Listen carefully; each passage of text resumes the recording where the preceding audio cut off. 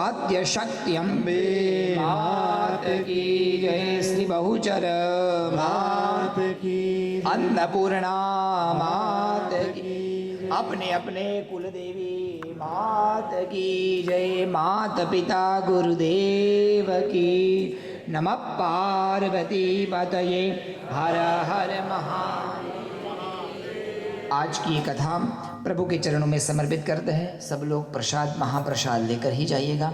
और यहाँ पर पोथी यात्रा के लिए, पोथी पूजा के लिए जो भी बहनों को पूजा करनी है, पुष्प अक्षत यहाँ रखा है। सब लोग बारी बारी आकर यहाँ पोथी पूजा जरूर करना।